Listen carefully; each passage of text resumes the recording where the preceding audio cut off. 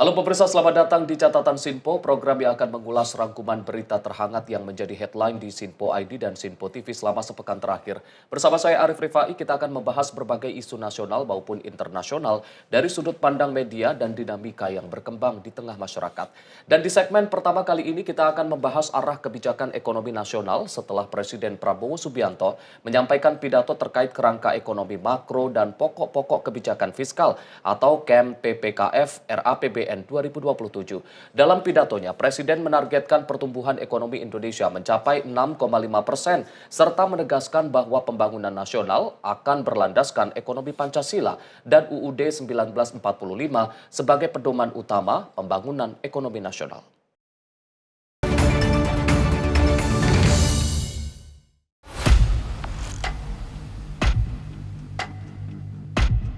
Di tengah gerimis yang mengguyur kawasan Senayan, Presiden menghadiri rapat paripurna DPR RI untuk pertama kalinya sejak menjabat sebagai Presiden. Dalam sidang tersebut, Prabowo menyampaikan langsung kerangka ekonomi makro dan pokok-pokok kebijakan fiskal Rancangan Anggaran Pendapatan dan Belanja Negara atau RAPBN tahun anggaran 2027 di hadapan anggota Dewan di Gedung Nusantara Kompleks Parlemen Senayan, Jakarta. Kehadiran Prabowo dalam sidang paripurna ini menjadi sorotan karena biasanya paparan terkait kebijakan ekonomi dan fiskal disampaikan oleh Menteri Keuangan.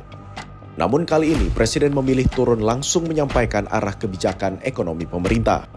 Menteri Sekretaris Negara Prasetyo Hadi mengatakan, Presiden Prabowo ingin memanfaatkan momentum Hari Kebangkitan Nasional untuk menyatukan pandangan antara pemerintah dan DPR dalam menjaga perekonomian nasional di tengah tantangan global. Dalam pidatonya, Prabowo menegaskan bahwa APBN bukan sekedar dokumen keuangan negara, melainkan alat perjuangan untuk membangun bangsa dan meningkatkan kesejahteraan rakyat. Sidang paripurna tersebut juga dihadiri oleh Wakil Presiden Gibran Rakabuming Raka serta pimpinan DPR RI. Tim redaksi Sinpo TV melaporkan. Dan pemirsa, lalu seperti apa optimisme pemerintah terhadap pertumbuhan ekonomi Indonesia ke depan dan bagaimana media melihat arah kebijakan ekonomi nasional saat ini? Kita akan membahasnya bersama dengan Redaktur Pelaksana Sinpo ID Bayu Primanda.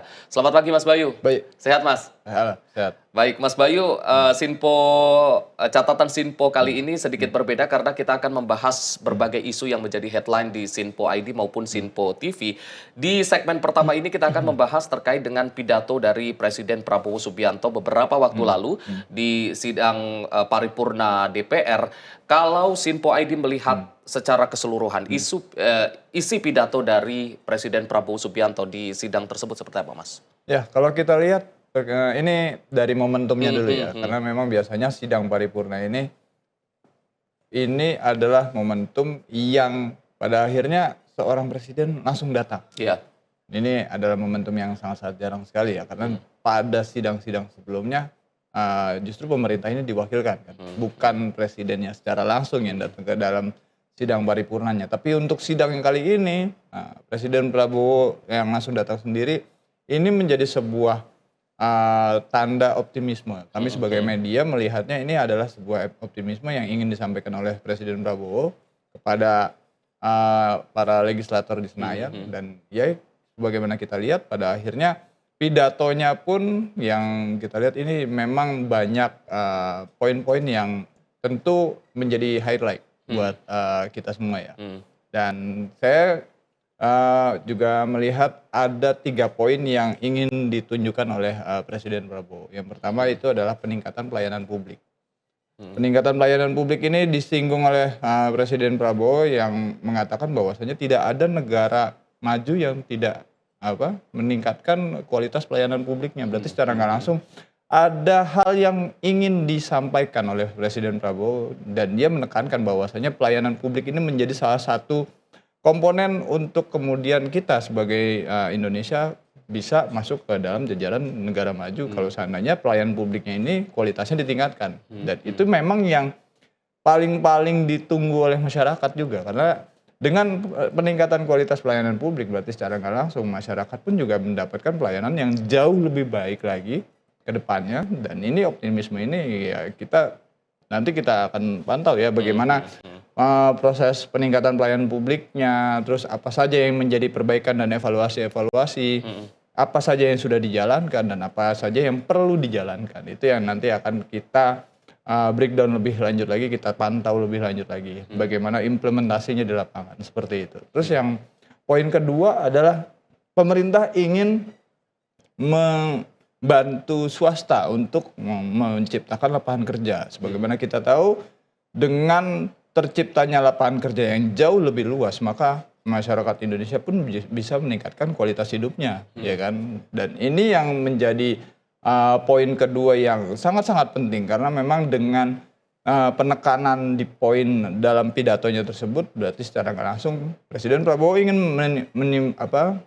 menyebarkan optimisme kepada seluruh swasta untuk tidak sungkan bekerja sama dengan Indonesia untuk kemudian bisa berinvestasi di Indonesia, menciptakan lapangan kerja yang jauh lebih luas lagi. Terus kemudian yang poin terakhir adalah kepastian hukum. Nah, ini kepastian hukum menjadi salah satu poin paling penting, mengingat sepanjang masa pemerintahan Presiden Prabowo ini kan sudah banyak kinerja-kinerja aparat penegak hukum yang mengungkap banyaknya kasus-kasus korupsi. Nah, berarti secara nggak langsung ini sejauh ini kepastian hukum ini sudah mulai bergerak, mulai dijalankan, dan ya implementasinya nanti akan kita lihat lagi apakah kedepannya aparat penegak hukum bisa jauh lebih fleksibel lagi untuk kemudian bisa melihat siapa-siapa saja yang memang selama ini menjadi dalang dari kasus-kasus dugaan pidana korupsi dan sebagainya. Ya, nanti kita lihat bagaimana kebijakan yang akan diambil oleh pemerintah, termasuk juga oleh DPR yang membuat undang-undang juga. Sejauh ini juga ada upaya untuk revisi undang-undang Tipikor juga. Yang ini yang tentu akan kita sebagai media akan memberikan informasi kepada masyarakat dan akan kita pantau bagaimana prosesnya seperti itu. Mas Bayu, dari beberapa poin yang disampaikan oleh Presiden Prabowo Subianto ini kan beberapa poin banyak menekankan terkait dengan kondisi ekonomi di Indonesia. Salah satunya adalah terkait dengan target pertumbuhan ekonomi Indonesia di tahun 2027 dengan target 6,5%. Kalau melihat target yang disampaikan oleh Presiden Prabowo Subianto ini menunjukkan optimisme dari pemerintah atau semacam seperti apa Sinpo ID melihatnya, Mas? Iya, kita lihat perkembangannya sejauh ini memang kan bukan hanya Indonesia ya, perkembangan secara global pertumbuhan ekonomi juga kan sejauh ini memang menjadi tantangan sendiri buat masing-masing negara, mengingat di beberapa titik di dunia ini juga masih terjadi konflik, termasuk yang paling baru itu Iran Amerika dengan Israel ini kan masih memanas di daerah sana. Terus kemudian adanya penutupan Selat Hormuz yang tentu mengganggu pasokan minyak dunia. Ini yang menjadi tantangan bagi seluruh negara dan termasuk Indonesia juga. Dan dengan adanya target tersebut, ya kami memandangnya sebagai ini adalah cara pemerintah untuk kemudian memiliki optimisme bahwasanya pertumbuhan ekonomi tetap akan bisa dicapai sepanjang ada upaya-upaya untuk melakukan perbaikan-perbaikan yang selama ini belum sempurna untuk dijalankan. Termasuk salah satunya dengan cara bagaimana Indonesia bisa tetap mendapatkan pasokan minyak bumi, terus kemudian bisa tetap menjalankan roda pemerintahannya, sehingga masyarakat pun tidak mendapatkan imbas yang sangat-sangat besar dari adanya penutupan Selat Hormuz tersebut. Artinya angka 6,5%, meskipun memang di tengah gejolak ekonomi global, tantangan global dengan konflik-konflik global yang saat ini masih melanda dunia, 6,5% ini menjadi sebuah optimistis. Namun di satu sisi angka 6,5% ini menjadi angka yang cukup realistis bagi pemerintah untuk diwujudkan di tahun 2027. Tanggapannya, Mas? Iya, kalau kami sebagai media melihatnya ini adalah upaya pemerintah untuk menyebarkan optimisme mereka bahwasanya pertumbuhan ekonomi masih bisa dicapai sepanjang pemerintah bisa melakukan hal-hal evaluasi terkait bagaimana kebijakan yang sebelumnya itu ternyata belum tepat sasaran untuk bisa dilakukan jauh lebih pas lagi secara eksekusinya. Nah, ini tinggal bagaimana kita menantikan gebrakan apa yang nanti dilakukan oleh pemerintah setelah pidato paripurna kemarin. Nah, tentunya kami sebagai media pun juga akan melihat hal itu lebih jauh lagi. Kita juga akan menyampaikan informasinya kepada masyarakat bagaimana proses kebijakan-kebijakan yang akan dilakukan pemerintah pasca pidato paripurna tersebut. Ini masih terkait dengan pertumbuhan ekonomi, ini juga ada tanggapan dari legislator dari Partai Demokrat yang mengatakan bahwasannya pertumbuhan ekonomi yang tinggi ini harus disertai ataupun diimbangi dengan pemerataan ekonomi. Jadi selain dengan pertumbuhan ekonomi, pemerataan ekonomi ini juga menjadi salah satu poin penting. Tapi kalau kita melihat program-program yang sudah dilakukan oleh pemerintahan Presiden Prabowo Subianto, terutama dalam menggenjot pertumbuhan ekonomi, di satu sisi juga pemerataan ekonomi, Sinpo ID melihatnya seperti apa, Mas? Ya, sejauh ini yang paling nyata yang kita lihat adalah bagaimana program-program kerakyatan yang memang langsung menyentuh masyarakat di sejumlah daerah ya. Yang paling gencar itu disampaikan oleh Presiden adalah program MBG kan, di mana program MBG sejauh ini sudah menyentuh sekian siswa dan sebagainya. Mungkin yang nantinya akan diperbaiki adalah bagaimana program tersebut bukan hanya sekedar mencapai target jumlah siswa saja, tapi juga adanya peningkatan kualitas. Terus kemudian apakah sejauh ini ada check and balances terkait pelaksanaan program tersebut. Nah ini yang tentunya kita sebagai media melihat ini apa yang sudah dilakukan oleh Presiden, termasuk di bawah jajaran di bawahnya, ini adalah upaya untuk kemudian memberikan pemerataan ekonomi terhadap masyarakat jadi bukan hanya masyarakat yang ada di wilayah pusat saja, tapi juga sampai ke seluruh daerah pun juga merasakannya. Ini yang tentu akan kita sampaikan informasinya kepada masyarakat, terus akan kita pantau bila seandainya memang ada beberapa hal-hal yang perlu dievaluasi, ya kita juga akan sampaikan sebagai media terkait bagaimana pelaksanaan yang sebaiknya untuk dilakukan seperti itu. Artinya selain menggenjot terkait dengan pertumbuhan ekonomi, pemerataan ekonomi ini juga masih diupayakan oleh pemerintah dengan salah satunya dengan program-program kerakyatan, termasuk dengan program koperasi Desa Merah Putih yang saat ini juga masih tengah digalakan oleh pemerintahan Presiden Prabowo. Iya, bahkan begini Mas, aparat penegak hukum pun juga sudah menyatakan bahwasanya mereka akan mendukung 100% upaya-upaya pemerintah terkait pemerataan ekonomi. Baik itu dalam program-program yang sudah berjalan, baik itu yang MBG, terus kemudian ada juga yang koperasi Desa Merah Putih ini yang aparat penegak hukum pun sebagai institusi yang memang menjalankan proses penegakan hukum juga siap untuk menjalankan tugas dan fungsinya, melihat memantau bagaimana pemerataan ekonomi ini berjalan, terus apakah masyarakat di golongan bawah juga langsung tersentuh ya. Dalam prosesnya mereka akan terus memantau dan kita sebagai media pun juga akan memberitakan bagaimana hal itu dijalankan, terus kemudian masyarakat pun juga akan mendapatkan informasi yang jauh lebih berimbang juga. Bagaimana yang kita dapatkan di lapangan, terus kemudian juga akan kita kaji ulang lagi, kita tanyakan kepada pihak-pihak pengamat-pengamat terkait, yang tentunya hal itu menjadi sebuah kaca perbandingan buat masyarakat maupun pemerintah bagaimana hal-hal apa yang menjadi evaluasi ke depannya seperti itu. Mas, selain masalah ekonomi, ini masalah hukum tadi juga disebutkan oleh Mas Bayu, juga menjadi poin penting yang disampaikan oleh Presiden Prabowo Subianto. Bahkan dalam pidatonya Presiden Prabowo ini juga menyampaikan terkait dengan peningkatan hampir 300% terkait dengan gaji para hakim. Peningkatan gaji para hakim ini apakah memang kalau melihat saat ini apakah berbanding lurus dengan penegakan hukum saat ini, Mas, kalau dari kacamata Sinpo ID?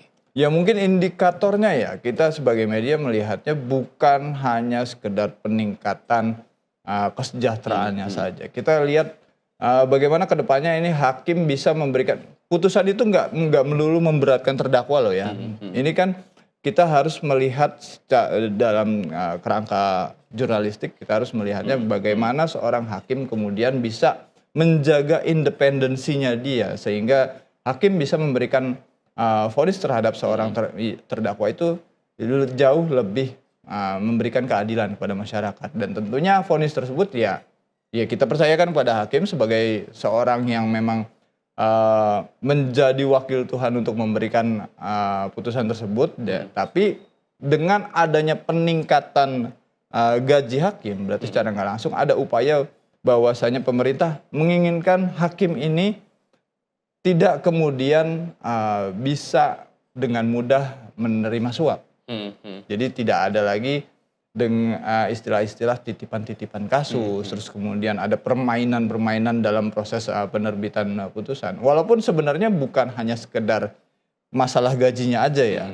Juga ini kan kalau urusan suap, terus dugaan korupsi yang melibatkan hakim, ini kan bukan hanya sekedar urusan hajat hidup, tapi juga ini kan urusan mental ya kan. Dan ya kita harapkan dengan adanya peningkatan gaji tersebut juga diiringi dengan perbaikan-perbaikan dalam proses rekrutmen hakimnya, terus kemudian hakim pun juga mendapatkan evaluasi di masing-masing bila seandainya memang ada vonis yang dirasa tidak memberikan keadilan, terus kemudian ada kajian lagi di dalamnya. Dan ini yang kita harapkan kemudian bisa dilaksanakan sehingga masyarakat pun bisa melihat bahwasanya apa yang selama ini diberikan atau apa yang selama ini diputuskan oleh seorang hakim sudah memenuhi asas keadilan seperti itu. Artinya peningkatan gaji untuk para hakim sebesar hampir 300% yang disampaikan oleh Presiden Prabowo Subianto ini merupakan ikhtiar, merupakan usaha dari pemerintah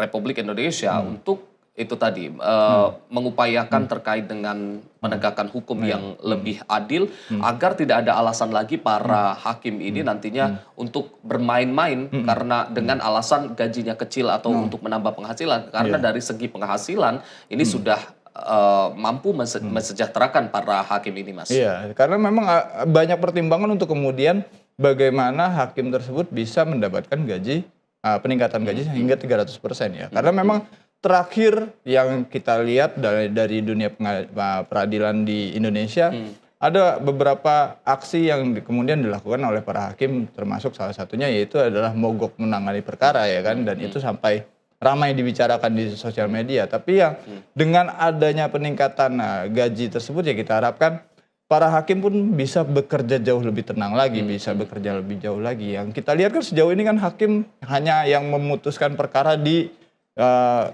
daerah kota-kota besar ya. Tapi kalau seandainya di wilayah terpencil ini sangat-sangat miris juga. Gimana kehidupan seorang hakim sebagai seorang pengadil justru kehidupannya jauh dari kata layak. Ya kita harapkan dengan adanya peningkatan gaji tersebut mereka bisa hidup jauh lebih layak lagi, terus kemudian bisa memberikan rasa keadilan dari apa yang mereka putuskan dalam proses peradilannya seperti itu.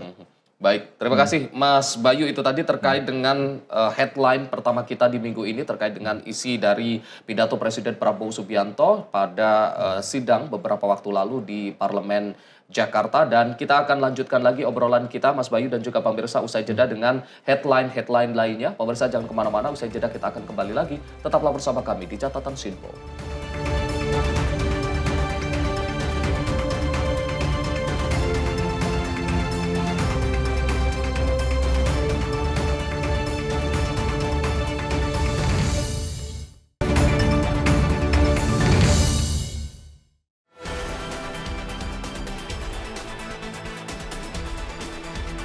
Kami hadir sebagai ruang informasi yang merangkum berbagai kejadian yang terjadi sepanjang hari.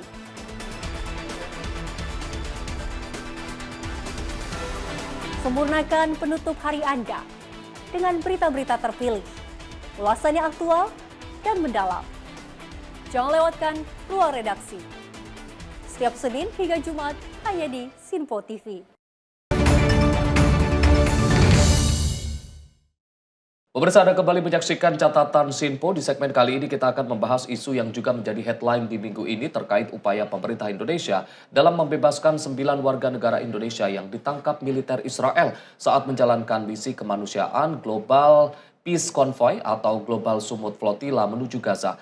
Peristiwa ini memicu perhatian luas dari berbagai pihak mulai dari pemerintah, DPR, MUI hingga Dewan Pers yang sama-sama mendorong perlindungan maksimal bagi para WNI tersebut.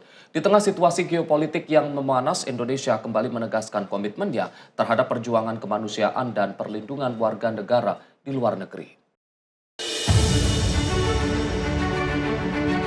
Dalam unggahan Instagram, Menteri Luar Negeri RI Sugiono menginformasikan 9 warga negara Indonesia yang sempat ditahan militer Israel saat mengikuti misi kemanusiaan Global Sumut Flotilla 2.0 kini telah tiba di Istanbul, Turki.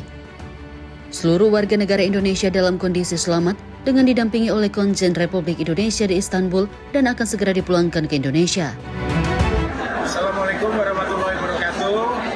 Kami Konsul Jenderal Republik Indonesia di Istanbul, alhamdulillah hari ini bersama-sama 9 saudara-saudari kita yang bergabung dalam misi GSF Global Sumut Flotilla telah bersama kami dalam kondisi sehat walafiat walaupun mereka selama 3 4 hari mengalami kekerasan fisik, ada yang ditendang, dipukul ataupun disentuh. Nanti kami akan mengatur kepulangan saudara-saudara kita ke tanah air dalam kesempatan pertama. Terima kasih. Menteri Luar Negeri RI Sugiono juga menyampaikan dirinya senang dapat berkomunikasi secara langsung dengan para relawan melalui video call. Pemerintah Indonesia saat ini terus berkoordinasi dengan pihak-pihak terkait untuk memastikan proses pemulangan seluruh WNI ke tanah air berjalan lancar, sehingga seluruh WNI dapat tiba kembali dengan selamat dan sesegera mungkin. Indonesia mengecam keras tindakan penyiksaan yang dilakukan oleh Israel terhadap WNI pada saat penahanan. Dalam keterangannya, Menlu Sugiono juga mengecam tindakan Israel terhadap para relawan kemanusiaan tersebut dan menyebut perlakuan terhadap warga sipil dalam misi kemanusiaan sebagai pelanggaran hukum humaniter internasional. 9 WNI yang terdiri dari 4 jurnalis dan 5 aktivis sebelumnya ditahan tentara Israel usai kapal bantuan kemanusiaan yang mereka tumpangi dicegat saat menuju Gaza. Kasus ini menjadi perhatian publik setelah para relawan mengirimkan pesan darurat atau SOS berupa video saat mereka ditahan oleh militer Israel. Pemerintah Indonesia melalui Kementerian Luar Negeri kemudian melakukan koordinasi intensif dengan berbagai pihak, termasuk pemerintah Turki, untuk memastikan keselamatan dan pembebasan seluruh WNI. Tim redaksi Sinpo TV melaporkan. Dan pemirsa, lalu bagaimana langkah diplomasi yang dilakukan pemerintah dan bagaimana media melihat posisi Indonesia dalam isu kemanusiaan Palestina? Kita akan kembali membahasnya bersama dengan redaktur pelaksana Sinpo ID. Mas Bayu, ini di headline kita yang kedua terkait dengan penangkapan 9 aktivis yang salah satunya atau ada 2 diantaranya merupakan jurnalis yang ditangkap oleh Zionis Israel. Dan ini ada kabar bahagia bahwasannya memang ke-9 WNI ini telah menuju ke Turki. Ini melihatnya seperti apa, Mas? Ya, ini hal yang patut diapresiasi ya. Bagaimana pada akhirnya para aktivis dan jurnalis yang ditawan itu pada akhirnya bisa dibebaskan. Dan tentunya ini juga kita melihat bagaimana upaya dari pemerintah, termasuk dari Kementerian Luar Negeri yang memang berperan aktif untuk kemudian mengkomunikasikan bagaimana mereka bisa membebaskan para sandera, para WNI ini yang ditawan tersebut.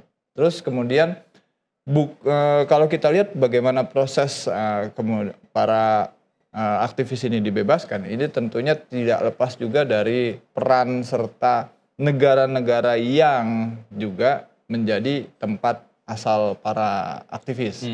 Karena bukan Indonesia saja yang berada di atas kapal tersebut, juga ada Prancis, Spanyol, Malaysia dan sebagainya. Itu kemudian mereka tentu memberikan tekanan juga kepada Israel untuk kemudian pada akhirnya para aktivis dan jurnalis yang disandra pun akhirnya dibebaskan. Ya kita harapkan ini menjadi sebuah pembelajaran bersama ya, bagaimana jadi gambaran lah bahwasanya perang yang terjadi di wilayah Israel Palestina ini cukup keras juga ya, karena memang buktinya aktivis yang membawa bala bantuan buat masyarakat Palestina ya justru malah mendapatkan tindakan kekerasan. Sebagaimana kita tahu, yang beredar di sosial media itu juga banyak ada tindakan-tindakan kekerasan yang dilakukan oleh otoritas Israel terhadap para aktivis ya. Tentu ini hal-hal yang sangat-sangat disayangkan ya.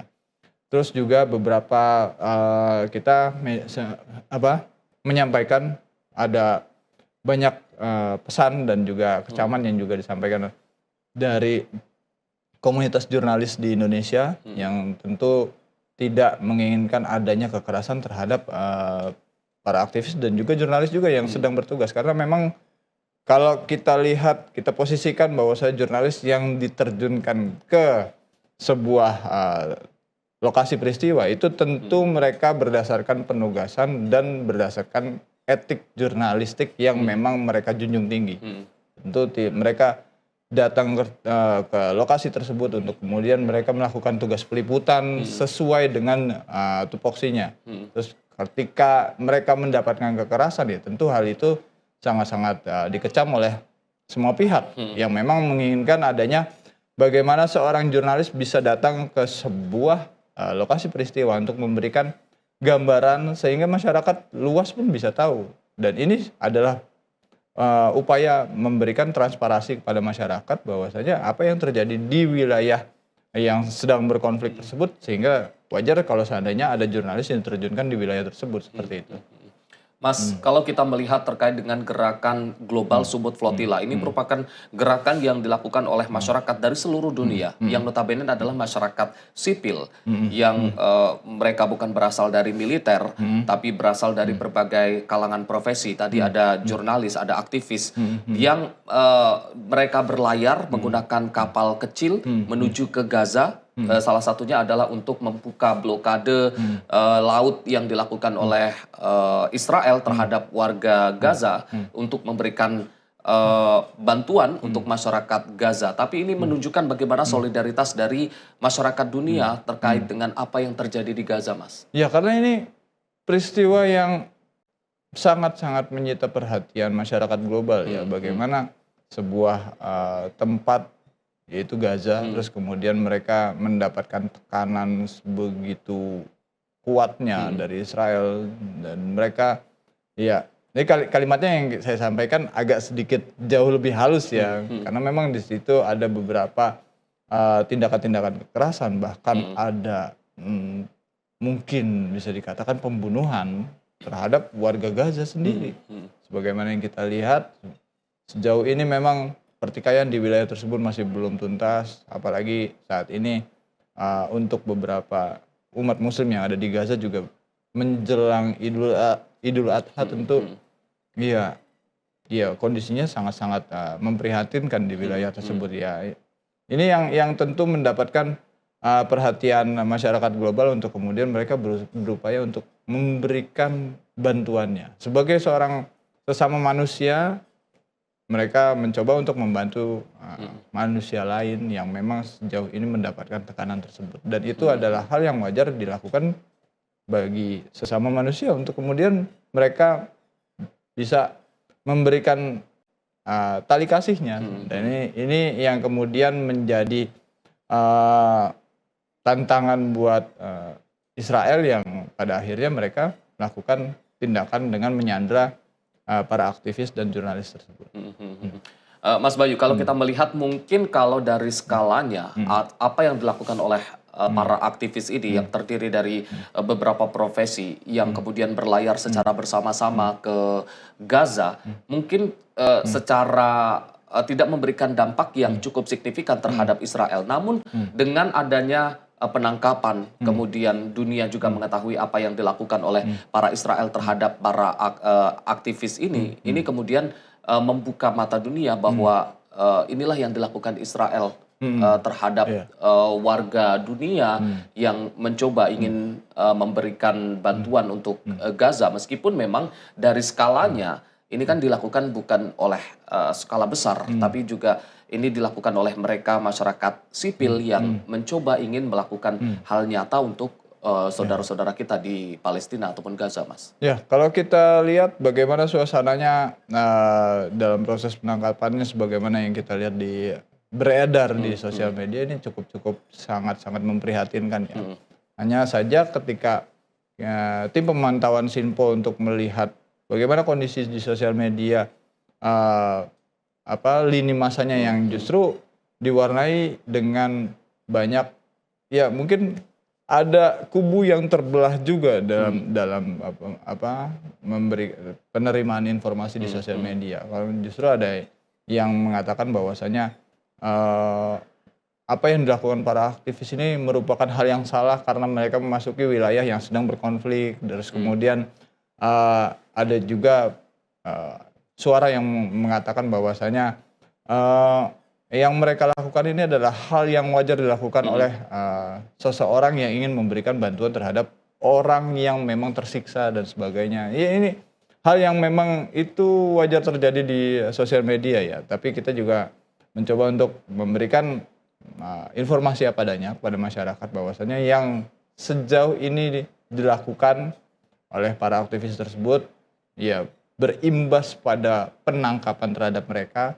Bahkan beberapa diantaranya juga mendapatkan tindakan kekerasan sebagaimana kita tahu. Terus kemudian pada akhirnya para pemimpin negara dari masing-masing negara yang menjadi asal dari para aktivis dan jurnalis tersebut juga memberikan tekanan kepada Israel untuk kemudian pada akhirnya mereka pun bisa dibebaskan. Ya kita harapkan tidak lagi ada penangkapan ya, karena memang ini adalah bukti upaya kemanusiaan untuk memberikan bantuan. Dan apapun caranya kalau seandainya hal ini dicegah dengan bentuk kekerasan, ya ini bisa menjadi fenomena bola salju. Belakangnya nggak menutup kemungkinan akan banyak aktivis maupun jurnalis yang tergabung dalam flotila-flotila yang lain yang menuju ke wilayah Gaza. Ini yang bisa memicu reaksi global ke depannya seperti itu.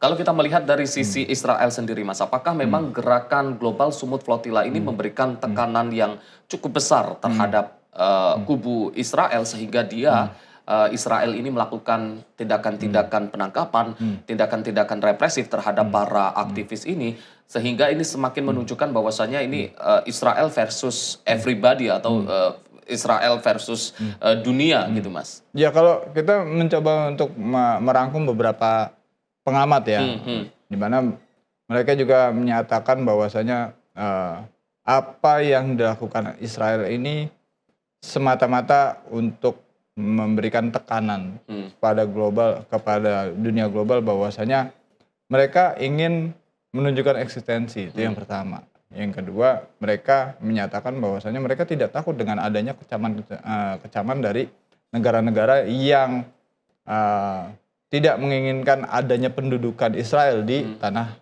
Palestina. Karena mereka masih mendapatkan backingan secara langsung dari Amerika, kan seperti itu yang ingin disampaikan pesannya. Dan kami sebagai media pun tentu ingin menyampaikan kepada masyarakat bahwasanya apa yang terjadi di wilayah Gaza, termasuk apa yang menimpa para jurnalis maupun aktivis yang berada di sumut flotila itu memang benar adanya. Terus kemudian memang ada bentuk kekerasan yang mereka dapatkan, meskipun sejauh ini para aktivis dan jurnalis tersebut sudah dibebaskan. Seperti itu. Kalau kita melihat, Mas, ini kan ada kabar bahagia memang tadi sempat kita bahas terkait dengan 9 warga negara Indonesia beserta aktivis-aktivis lainnya saat ini sudah dibebaskan dan sudah dibawa menuju Turki. Artinya ini ada peran serta dari negara-negara yang warganya terlibat di dalam sana untuk mengupayakan pembebasan terhadap aktivis-aktivis ini, Mas. Ya tentu, karena memang yang bersama Palestina bukan hanya Indonesia saja. Ada negara-negara tetangga yang justru mereka menginginkan Palestina itu bisa, warga Palestina, khususnya wilayah Gaza itu bisa menjalani hidup yang jauh lebih damai lagi, tidak seperti sekarang.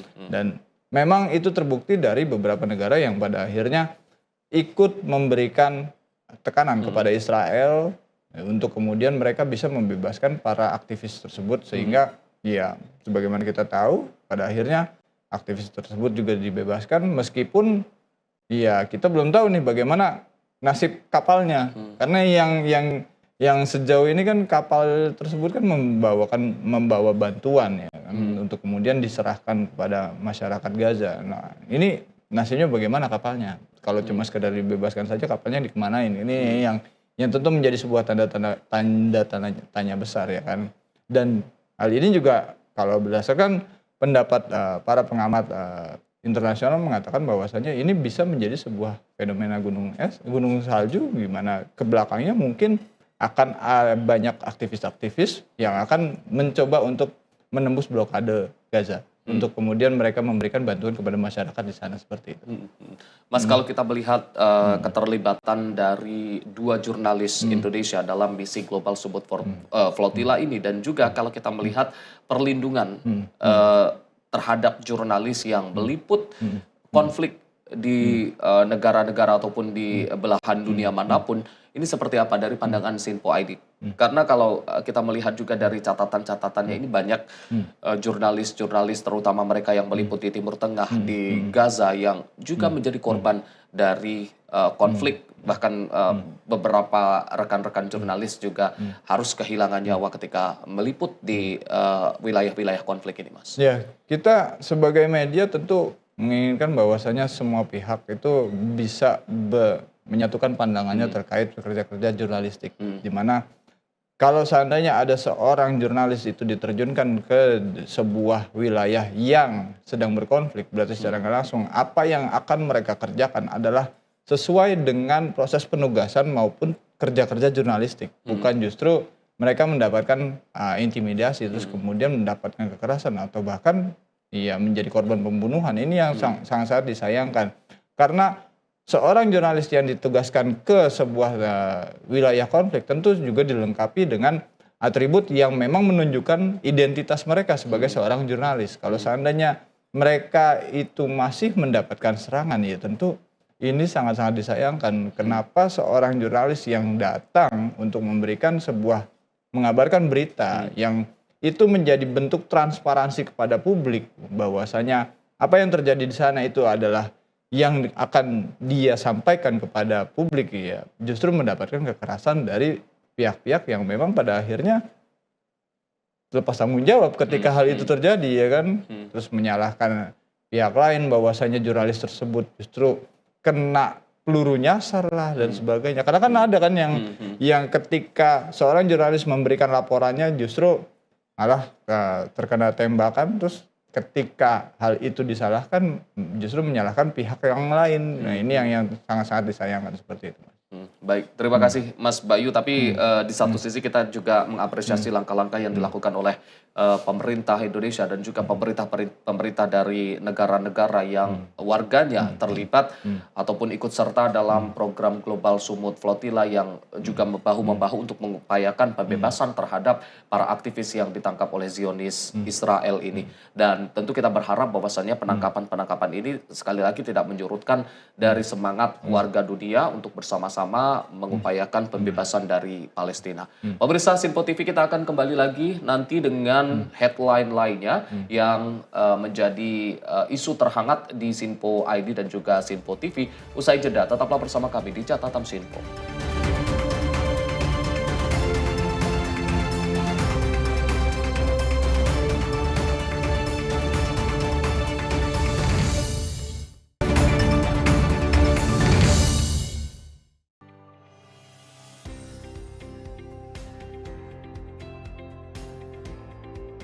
Beragam informasi terbaru hadir menemani Anda sebelum memulai hari. Waktu terbaik dengan rangkaian topik terpilih, dikemas dengan ulasan yang mendalam. Mengangkat isu yang tengah menjadi pembicaraan paling hangat, agar pagi Anda lebih semangat. Jadi pastikan pagi hari Anda lebih bermakna bersama rangkaian berita yang telah kami rangkum untuk Anda. Sembarakan pagi Anda bersama Menyapa Indonesia Pagi. Setiap Senin hingga Jumat pukul 5 pagi. Hanya di Sinpo TV.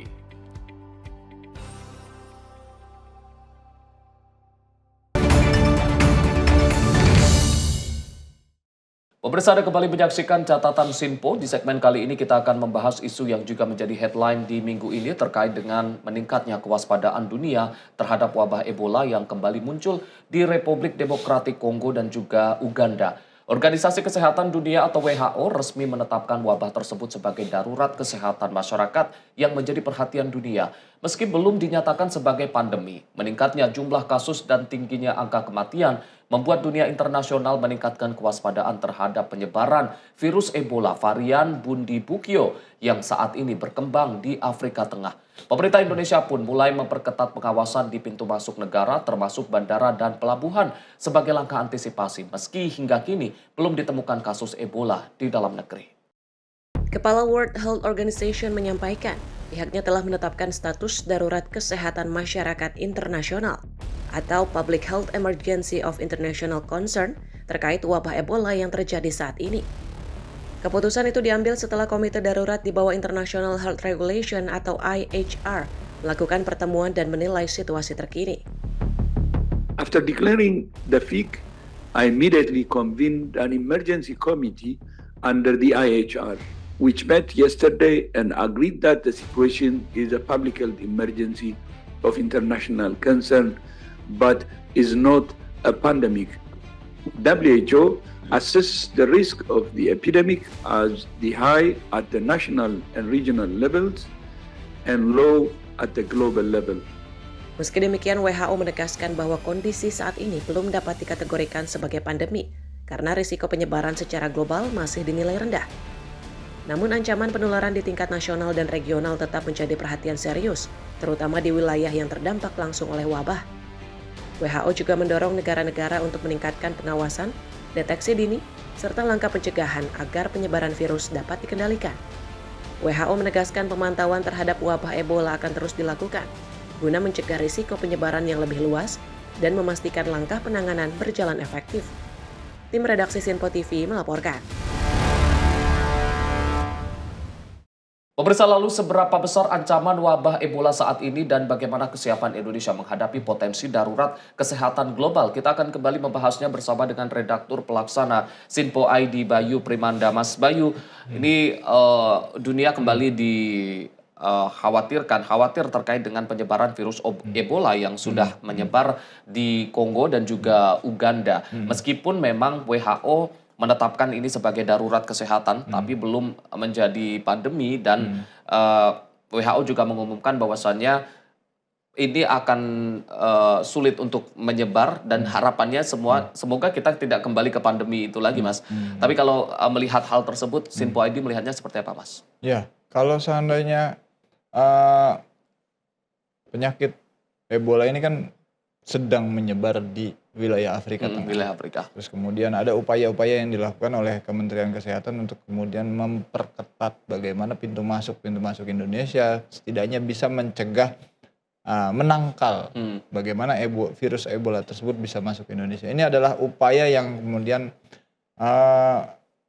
layak untuk kemudian dilakukan ya, karena memang kita punya pengalaman menghadapi pandemi COVID-19 yang mana sebelumnya itu mungkin bisa dikatakan kita masih terlalu meremehkan ketika COVID tersebut baru sekedar isu. Di mana ada narasi-narasi yang menggampangkan bahwasanya COVID itu bisa jauh lebih gampang hilang mengingat Indonesia berada di wilayah tropis dan sebagainya. Tentu perbedaan wilayah Afrika Tengah dengan Indonesia tidak kemudian bisa menjadi patokan bahwasanya virus tersebut kita remehkan. Ini harus menjadi sebuah antisipasi yang bagus untuk kemudian bagaimana Kementerian Kesehatan pun bisa menyiapkan strategi untuk menangkal virus tersebut masuk ke Indonesia. Ya, kita tentu berharap masyarakat bisa lebih aware lagi terhadap kondisi kesehatan mereka ya, karena memang virus Ebola ini kan tanda-tandanya cukup umum, hanya sekedar nyeri otot, terus kemudian demam, terus beranjak ke diare, sehingga akhirnya ketika itu berulang endingnya tuh pendarahan. Ini yang tentu sangat-sangat mengerikan ya, karena memang tingkat fatalitasnya cukup tinggi juga di wilayah Afrika Tengah. Ya, masyarakat juga harus aware terhadap kondisi kesehatan mereka, termasuk keluarganya. Untuk kemudian masyarakat juga perlu memberikan perhatian lebih bila seandainya ada tetangganya yang sakit juga. Ini yang kami sebagai media pun juga mengajak ke publik untuk kemudian bisa jauh lebih peka lagi terhadap kondisi lingkungannya, sehingga penyakit Ebola bisa setidaknya lebih ditangkal lagi untuk menyebar di wilayah Indonesia seperti itu. Kalau kita belajar dari kasus COVID-19 beberapa tahun lalu, artinya Indonesia dalam menghadapi kasus ataupun wabah-wabah seperti ini harusnya menjadi lebih siap jika kita belajar dari pandemi COVID-19 beberapa tahun lalu, Mas. Dengan adanya kasus ataupun penyebaran virus Ebola di Afrika, wilayah Afrika saat ini, khususnya di Uganda dan negara-negara tersebut, ini apa yang perlu dilakukan oleh pemerintah? Apakah memang kita perlu mulai saat ini sudah melakukan screening terhadap mereka yang mungkin baru melakukan perjalanan dari wilayah Afrika yang kemudian datang ke Indonesia, Mas? Ya, kalau screening yang dilakukan bagi seseorang yang baru saja melakukan perjalanan itu mungkin bisa dikatakan itu ada hal yang wajib ya. Karena memang mereka setidaknya bisa mencegah penyebaran virus tersebut untuk masuk ke Indonesia. Tapi balik lagi ke bagaimana upaya masyarakat sendiri untuk menangkal adanya virus tersebut, ya tentunya salah satunya dengan merasakan, ya, bukan sekedar merasakan ya, maksudnya menggunakan fasilitas-fasilitas negara yang selama ini sudah diberikan, ya termasuk salah satunya yaitu program cek kesehatan gratis, di mana ternyata program cek kesehatan gratis ini, sebagaimana pengamatan kita sebagai media, di sejumlah puskesmas yang tersedia di Indonesia, ini masih belum banyak orang itu paham, aware terhadap program tersebut. Karena memang cek kesehatan gratis ini sangat penting ya, karena banyak indikasi yang kemudian bisa muncul, indikasi penyakit yang bisa muncul dari hasil CKG tersebut. Nah, ini yang perlu dimanfaatkan bagi seluruh masyarakat untuk bisa mengecek kondisi kesehatan mereka secara gratis ke masing-masing puskesmas. Ini perlu buat seluruh masyarakat bisa lebih aware lagi,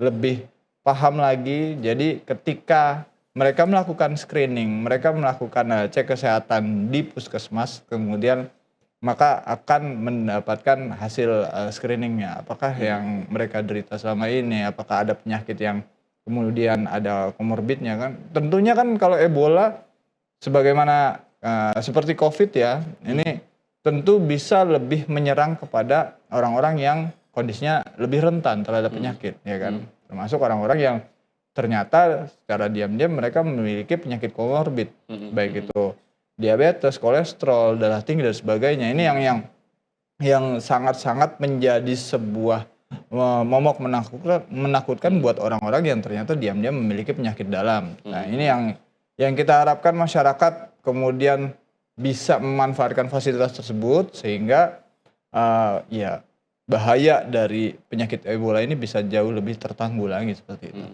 Mas, meskipun WHO sendiri belum memutuskan bahwa kasus ataupun wabah Ebola ini menjadi pandemi internasional, namun ini sebagai darurat kesehatan. Kalau melihat respon dari pemerintah ataupun masyarakat dunia yang juga cukup khawatir karena mungkin masih ada trauma terkait dengan pandemi COVID-19 beberapa waktu lalu, ini Sinpo ID melihatnya seperti apa? Apakah ini juga bentuk kewaspadaan dari masyarakat dunia yang mencoba untuk agar pandemi ini tidak terjadi lagi, sehingga langkah-langkah perlu dilakukan untuk benar-benar kita memutus mata rantai dari penyebaran Ebola ini, Mas? Iya, ini hal yang wajar ya untuk kemudian meningkatkan kewaspadaan setiap negara untuk kemudian melihat track record seseorang yang datang ke negara mereka. Bila seandainya seseorang tersebut pernah mengunjungi negara-negara yang dalam tanda kutip ini sudah terjangkit Ebola, apakah itu Kongo ataupun Uganda, ya mereka harus mendapatkan sebuah penanganan khusus untuk kemudian dipantau lebih jauh kondisi kesehatannya. Ditakutkan orang-orang tersebut justru membawa virus tersebut dan kemudian menyebarkan ke negaranya. Ini hal yang wajar untuk kemudian dilakukan oleh sebuah negara untuk mencegah terjadinya penyebaran virus Ebola. Ya kita harapkan ini bisa diimplementasikan jauh lebih manusiawi ya. Kalau seandainya ada orang yang memang pernah mendatangi wilayah-wilayah terjangkit Ebola, mereka bisa mendapatkan penanganan yang jauh lebih baik, di screening, dipantau kondisinya, tapi tidak kemudian mereka mendapatkan pengucilan. Sebagaimana kita tahu ketika COVID ramai di Indonesia, ada upaya untuk mengucilkan orang yang baru saja pulang dari luar negeri atau enggak dari kota misalnya, terus kemudian ketika mereka pulang ke kampung mereka dikucilkan di sebuah lokasi tersendiri, tapi sarana prasarananya kurang memadai, bahkan ada beberapa kalau kita flashback lagi ya ke pandemi COVID-19. Bahkan ada orang yang pulang kampung justru ditempatkan di rumah yang dalam tanda kutip angker. Ini yang sangat-sangat disayangkan ya. Ya kita harapkan memang sejauh ini belum menjadi sebuah pandemi, tapi kewaspadaan untuk dilakukan penangkalan terhadap penyebaran penyakit tersebut itu adalah hal yang wajar dan layak untuk diterapkan. Dan kita harapkan orang-orang yang memang datang ke Indonesia dari luar negeri yang pernah menginjakkan kakinya di wilayah-wilayah terjangkit Ebola, ya layak untuk kemudian mendapatkan penanganan khusus yang lebih manusiawi lagi seperti itu.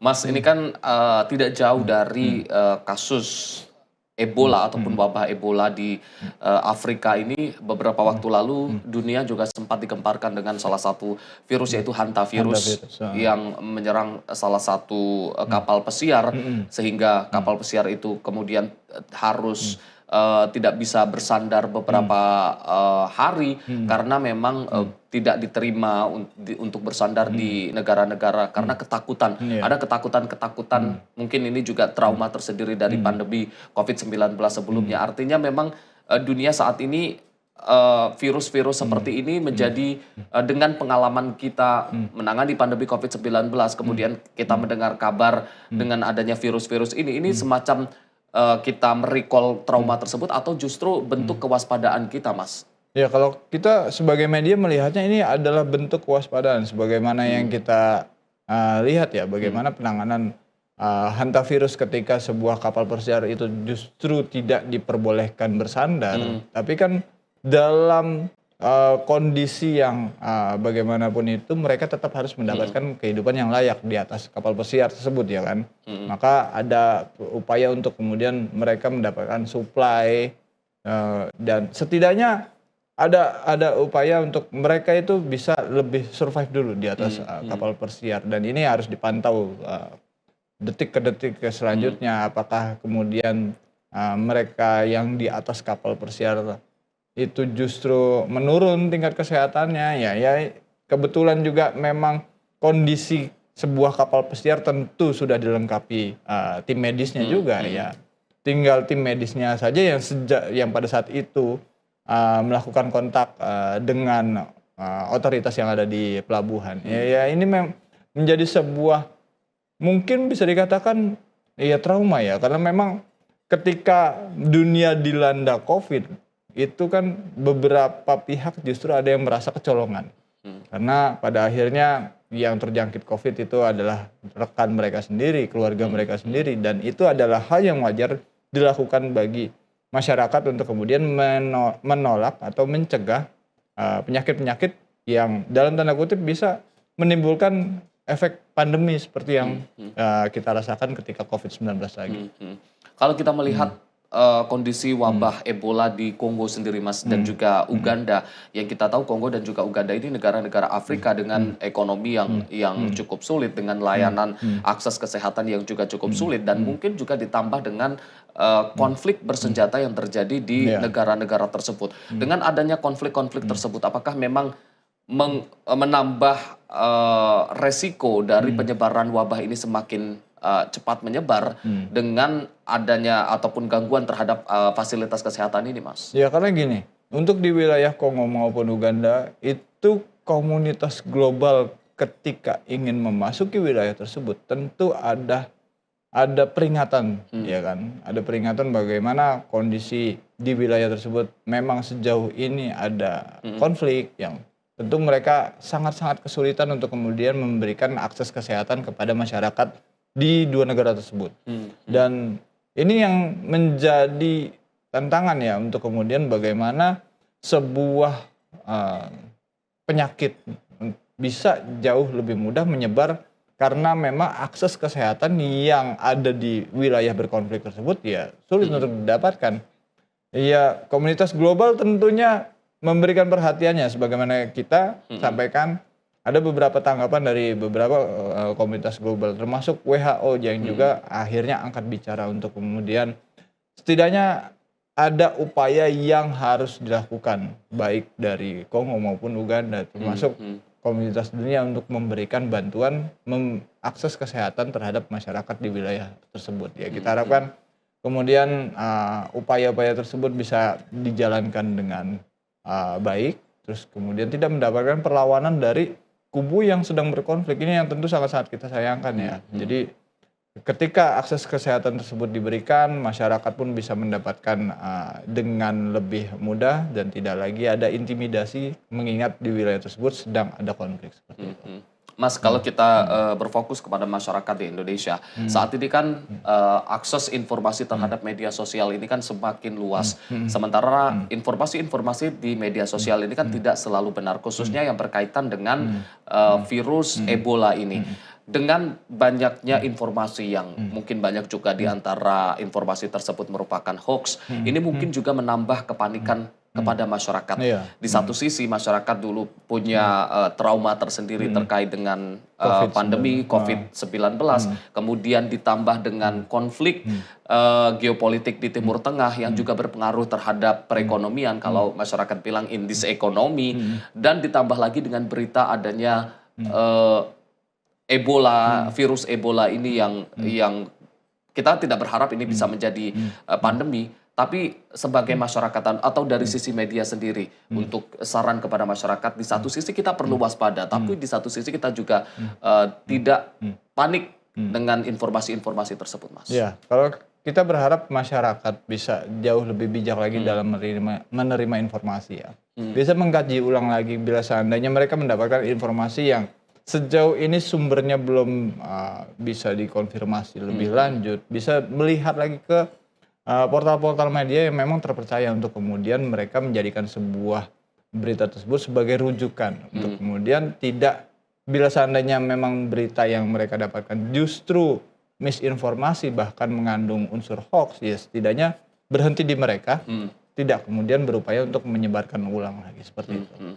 Baik, terima kasih Mas Bayu sudah hadir di catatan Sinpo dan juga membahas headline-headline dan juga isu-isu yang menjadi headline di Sinpo ID dan juga Sinpo TV untuk satu pekan ini. Tadi terkait dengan pidato dari Presiden Prabowo Subianto, kemudian terkait dengan pembebasan WNI yang disandra oleh Israel, dan terakhir terkait dengan virus Ebola di Afrika. Terima kasih juga untuk pemirsa Sinpo TV yang sudah menyaksikan dari awal hingga akhir. Saya Arif Rifai, mewakili seluruh kru yang bertugas. Sampai jumpa.